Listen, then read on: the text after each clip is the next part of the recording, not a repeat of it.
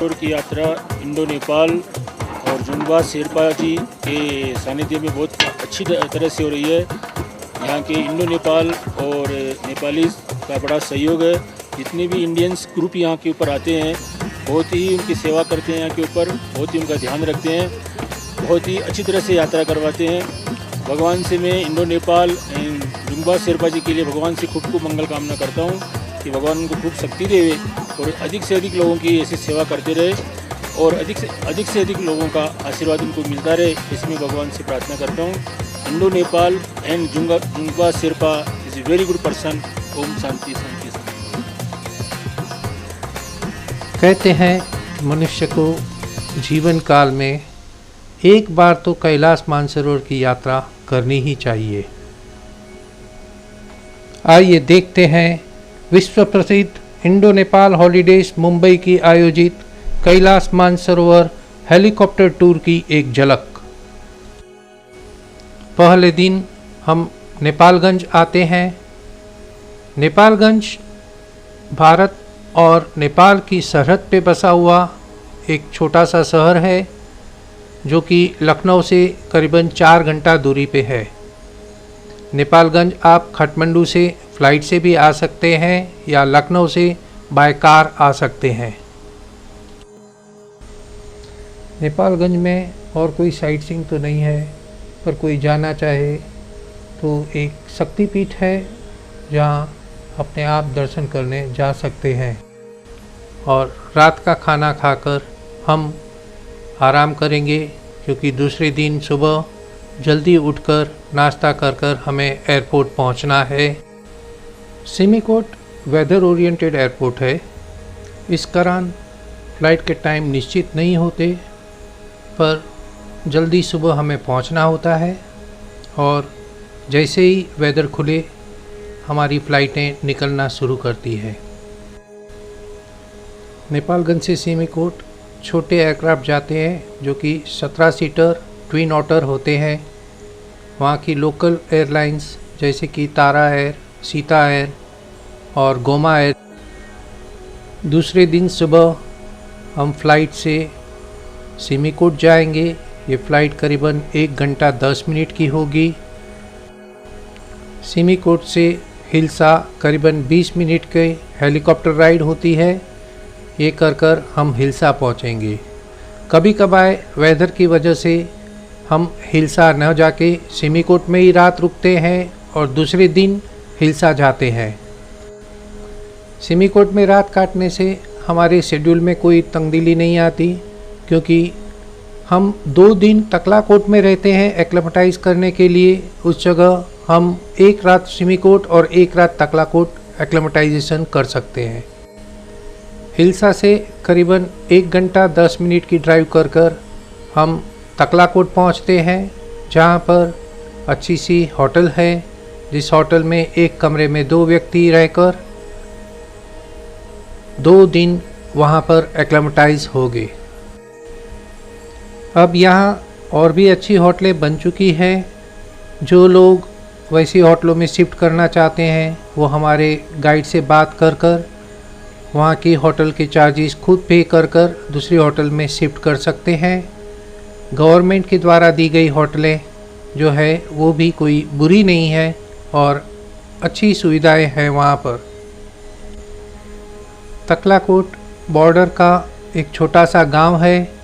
Border के गांव होने की वजह से वहाँ आर्मी ज़्यादा है और आर्मी होने की वजह से वहाँ नाइट क्लब, नाइट लाइफ भी है और मार्केट भी है। जिस मार्केट में आप छोटी मोटी शॉपिंग करने जाना चाहें, आप अपना टाइम पास वहाँ पर शॉपिंग कर सकते हैं या आसपास घूमकर वहाँ की रेस्टोरेंट, वहाँ के डिस्कोथेक एंजॉय कर सकते हैं। इस हाइट पर 2 दिन की एक्लेमेटाइजेशन के बाद आप बहुत ही स्फूर्ति महसूस करेंगे, जिससे आपकी कैलाश मानसरोवर आगे की यात्रा बहुत ही सुखद रहेगी। और इंतज़ार की घड़ी ख़त्म हुई। आज चौथे दिन सुबह नाश्ता कर हम मानसरोवर के लिए निकलेंगे। केवल 1 घंटे की दूरी पर हम राक्षस ताल के दर्शन करेंगे, जहाँ से कैलाश भी बहुत ही खूबसूरत दिखता है। कहते हैं कि विद्वान ज्योतिषी, परम शक्तिशाली लंकापति और परम शिव भक्त रावण ने राक्षस ताल में खड़े रहकर तपश्चर्या की और शिवजी को प्रसन्न किया, जिसके पश्चात शिवजी ने उसे लंका ले जाने के लिए एक ज्योतिर्लिंग भेंट दी। राक्षस ताल को देखकर हमें कुदरत का एक अप्रतिम करिश्मा दिखता है, क्योंकि राक्षस ताल और मानसरोवर दोनों पास पास ही है, पर राक्षस ताल का पानी नमकीन है जबकि मानसरोवर का पानी बेहतरीन और मीठा है। राक्षस ताल के इस सुंदर दृश्य को निहारते निहारते हम चलते हैं हमारे मानसरोवर के मुकाम तक। अच्छी पक्की सड़कों की एक और राक्षस ताल, दूसरी ओर मानसरोवर और सामने कैलाश को निहारते निहारते हम दंग रह जाते हैं। कुदरत का ये क्या करिश्मा है। हमारी दोनों ओर इतने सुंदर सरोवर और सामने कैलाशपति महादेव।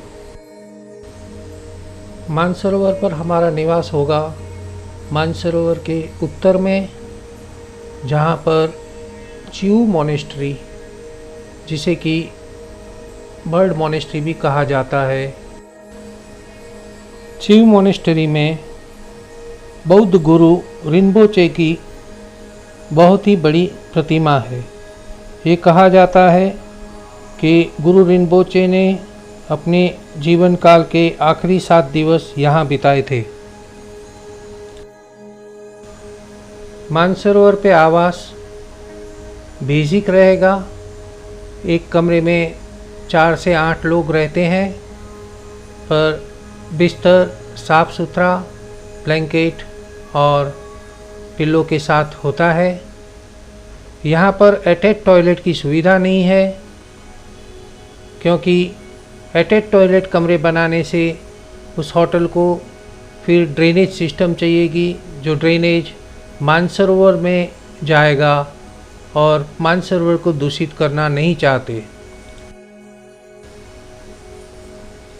यहाँ पर लोग मानसरोवर में स्नान करते हैं, पर जिनको गर्म पानी से स्नान करना है तो वहाँ एक हीटिंग कमरे दिए जाते हैं, जहाँ गर्म पानी प्रोवाइड किया जाता है जिससे लोग स्नान कर सकें, और उसके चार्जेस करीबन 30 से 35 चाइनीज़ रेमेंबी होती है।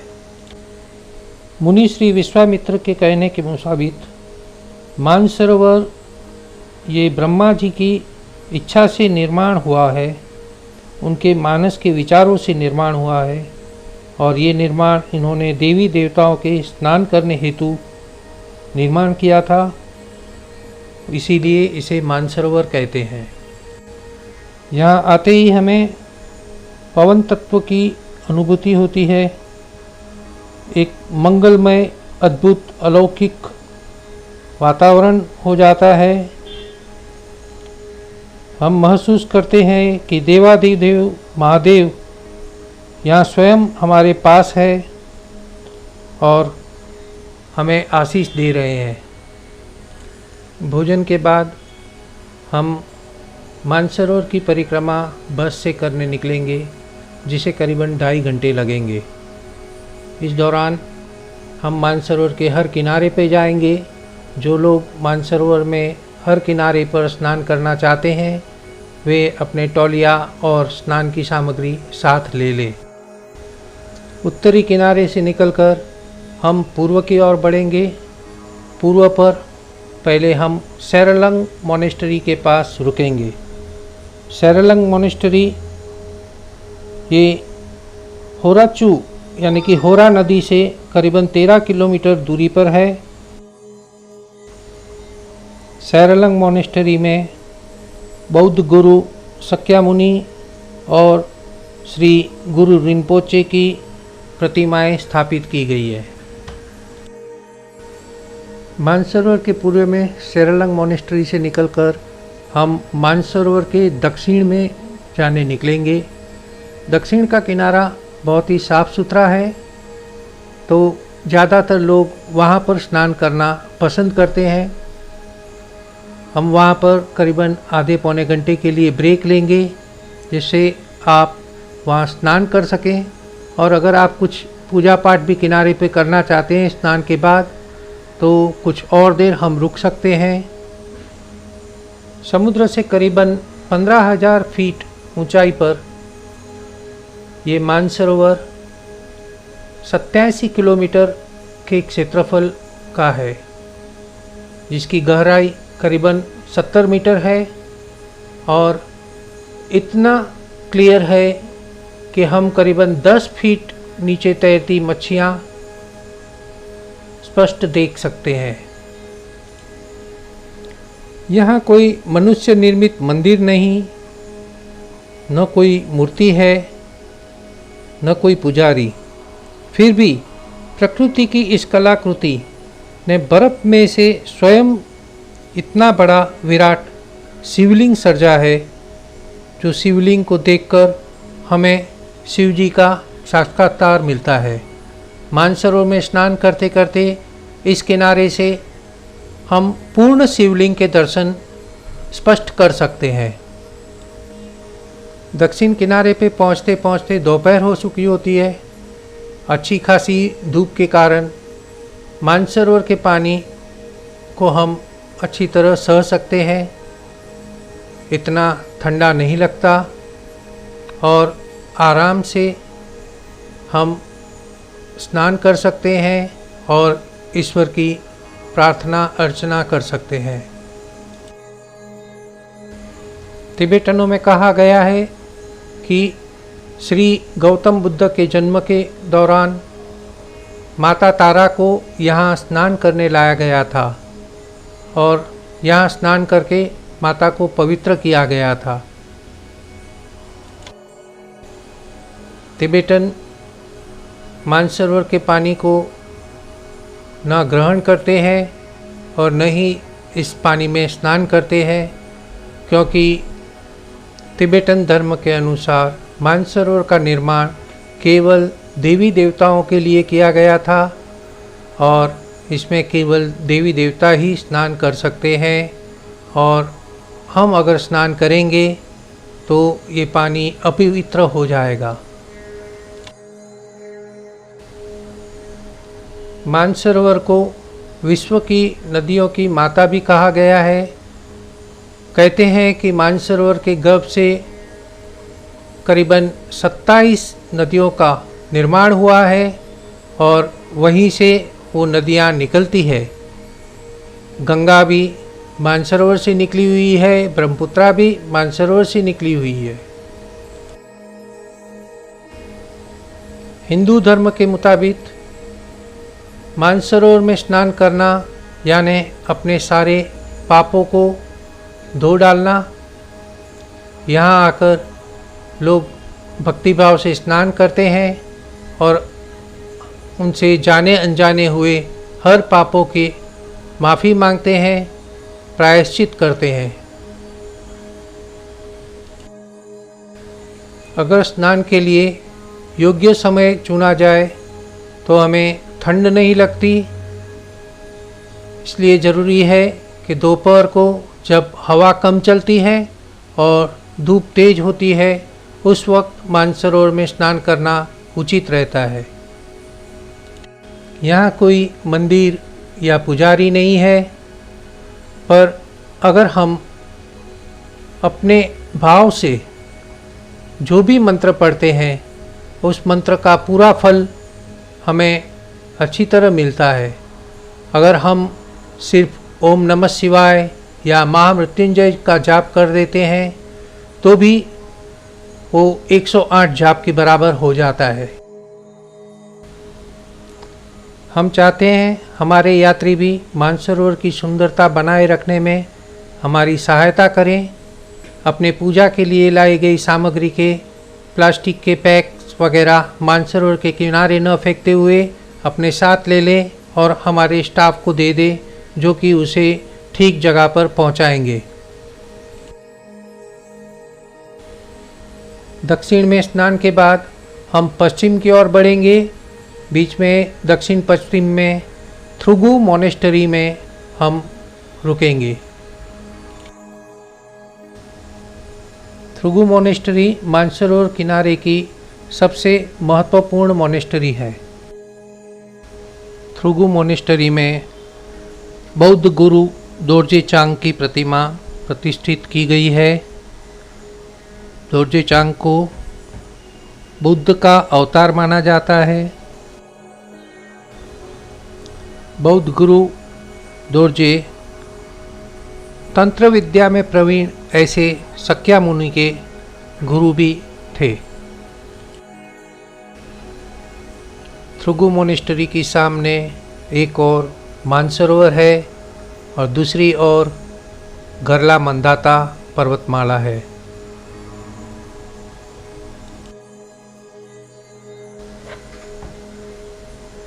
यहाँ आते ही हम हमारी सारी तकलीफ़ें, बेचैनी और परेशानियों को भूल जाते हैं। हमें लगता है जैसे हम कहीं खो चुके हैं। हम कैलाश की ओर जाते हैं और एक आध्यात्मिक एहसास लेते हैं।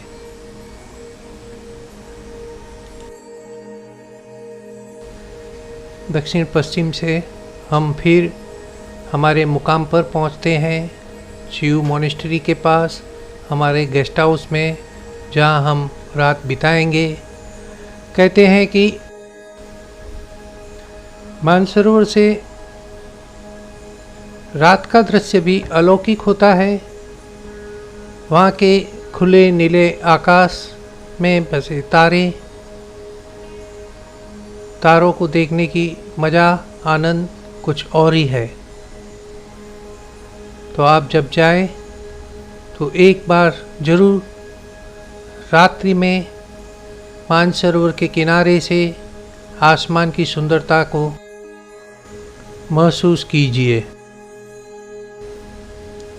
5वें दिन सुबह नाश्ता करने के बाद हम कैलाश की परिक्रमा के लिए निकलेंगे।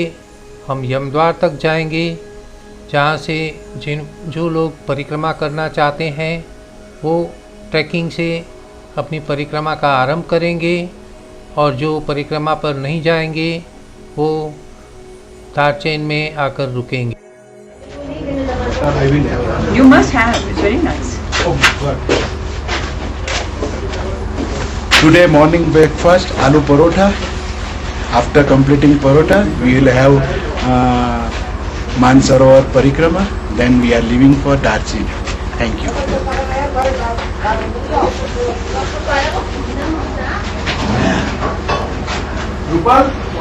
Better to take or not to take any food as it is not good for your health.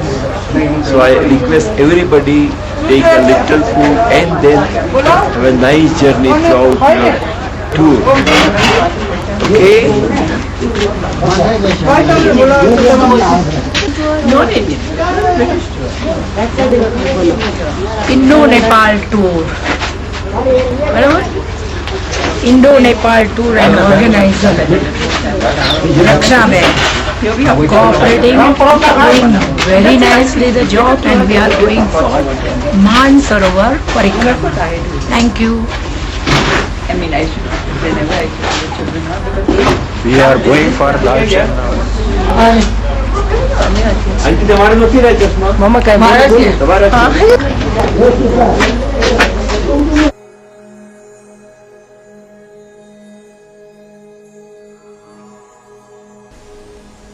यमद्वार।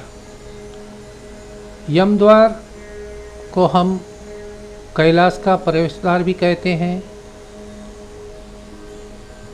यमद्वार के पास ही एक ध्वजा का लंबा सा बम्बू है, जिस पर सोने का कलश है, और तिबेटन उस पर अपनी मन्नतें मानकर अपनी मन्नतों की ध्वजाएं लहराते हैं।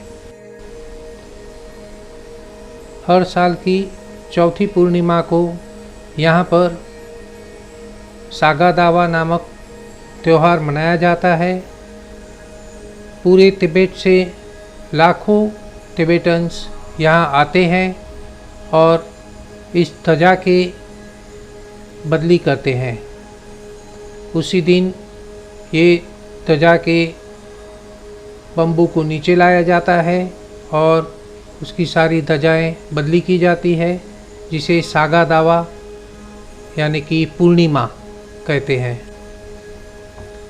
जो लोग अपनी शारीरिक तकलीफ़ों की वजह से कैलाश की परिक्रमा जो कि पैदल की जाती है ट्रैकिंग कर कर और कुछ कठिन ही है, जो नहीं कर पाते वे लोग यहाँ पर यमद्वार से निकलकर जितनी हो सके उतनी परिक्रमाएं करते हैं, जिससे माना जाता है कि कैलाश की परिक्रमा करने बराबर पुण्य है।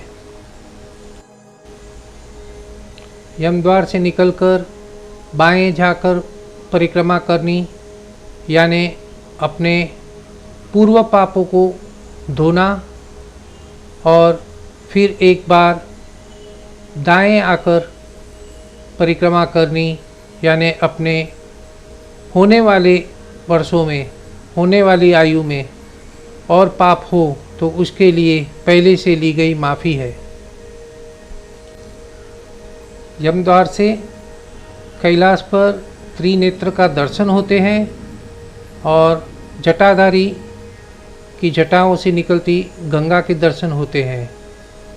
यहाँ से जो लोग परिक्रमा करने वाले हैं वो पैदल या घोड़े पर आगे निकलेंगे, जो कि रात देरापुक रहेंगे, और जो लोग परिक्रमा करने नहीं जा रहे हैं वो अपनी यमद्वार के दर्शन कर कर दार्चेन की ओर बढ़ेंगे। यमद्वार से पश्चिम में ऊपर पहाड़ों पर हमें चुकी मोनेस्ट्री दिखती है। 13वीं सदी में रची ये मोनेस्ट्री, जहाँ पर गांगरी लत्सुम की मूर्ति है। गांगरी लत्सुम कैलाश के इलाके की रक्षा करने आए हुए देवता थे, जो चुकू मोनेस्ट्री में रहते थे। यहाँ एक पत्थर है, जो पत्थर को माना जाता है कि आसमान से गिरा हुआ है और इसकी प्रतिकृति शंख के जैसी है। इस मोनेस्ट्री में गुरु रिनपोचे की प्रतिमा है। एक चांदी से मढ़ा हुआ शंख बड़े से ताम्र पात्र में रखा गया है, जिसे तीर्थयात्री भगवान बुद्ध की विचार, वाणी और शरीर का प्रतीक मानते हैं। करीबन 4 घंटे पैदल चलकर हम देरापुक पहुंचते हैं, जहां हमारा रात्रि मुकाम होगा। ये कैलाश परिक्रमा का हमारा पहला पड़ाव होगा। देरापुक से कैलाश बहुत ही सुंदर और अप्रतिम दिखता है।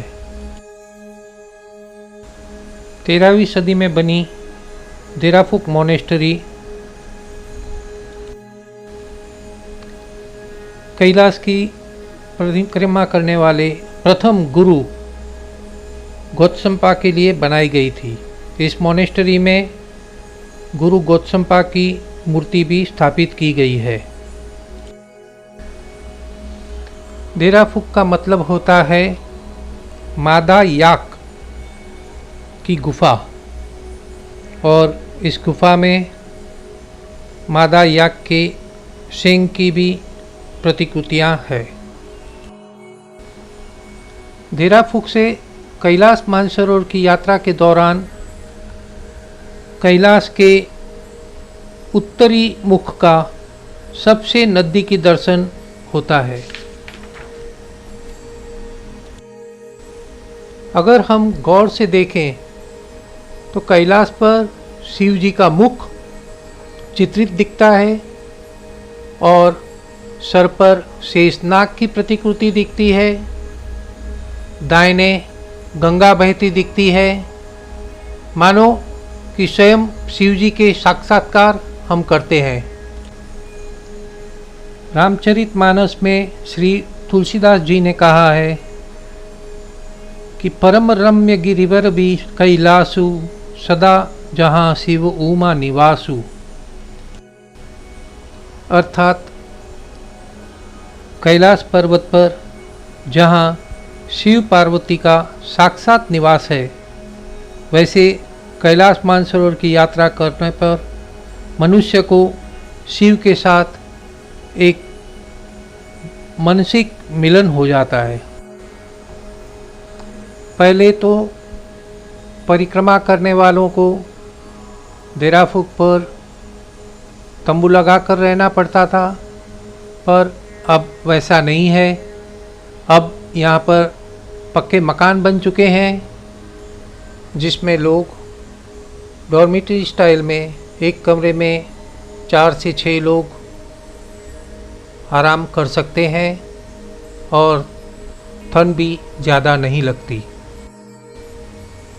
शाम को सूर्यास्त का अलौकिक दृश्य यहाँ से बहुत ही खूबसूरत दिखता है। छठा दिन, आज इस सफ़र का सबसे कठिन दौर होगा, क्योंकि आज हम देराफुक से जुतुलफुक की ओर जाएंगे।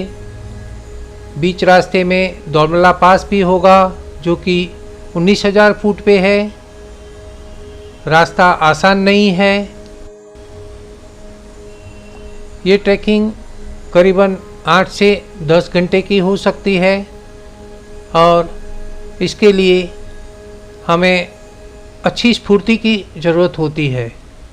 हम कहते हैं कि सुबह सूर्योदय होने के पहले ही यात्रा प्रारंभ की जाए तो आसानी से सफ़र कट सकता है।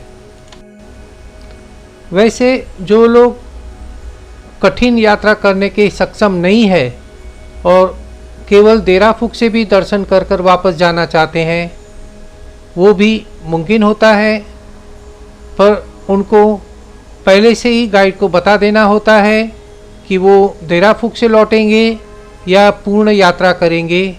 तो उस तरह से गाइड उनकी पिकअप की व्यवस्था कर सकते हैं, वरना नीचे जाकर उनको तकलीफ़ हो सकती है। थोड़ा सा ट्रैक कर कर आगे सूर्योदय की मज़ा भी लेते हैं।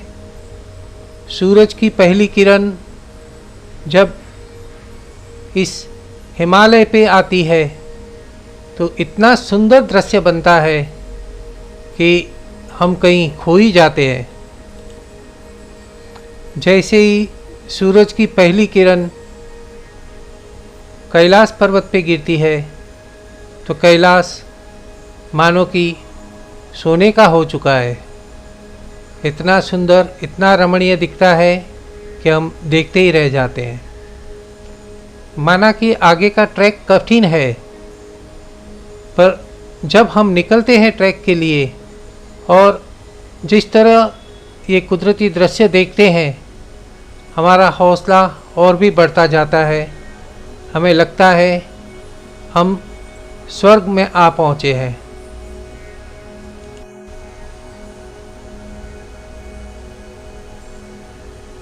देराफुक से कुछ ही दूर पहुँच पर हमें एक पानी का कुंड दिखाई देता है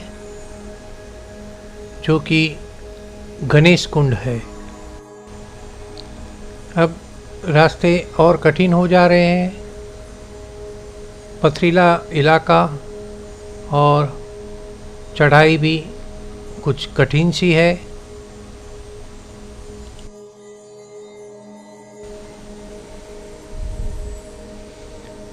देराफुक छोड़ते ही धीरे धीरे हम अंदर से महसूस करने लगते हैं कि हम यहीं पर हैं, कैलाश के समीप है। आंखें बंद कर कर हम हमारे आंतरिक मन में खोजने लगते हैं कि क्या हम यही हैं, क्या शिव यही है।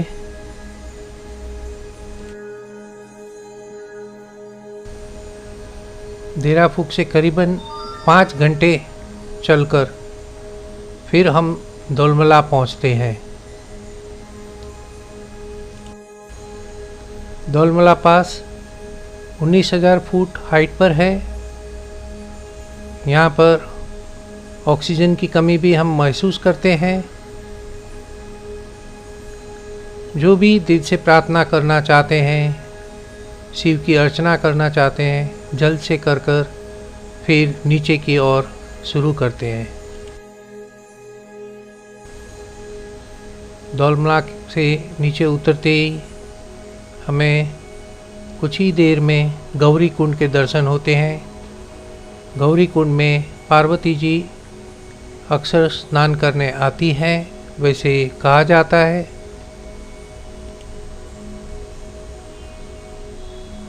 देर शाम तक चलकर हम हमारे रात्रि मुकाम यानी कि कैलाश परिक्रमा के दूसरे दिन के पड़ाव पर जुतुलफुक पहुंचते हैं।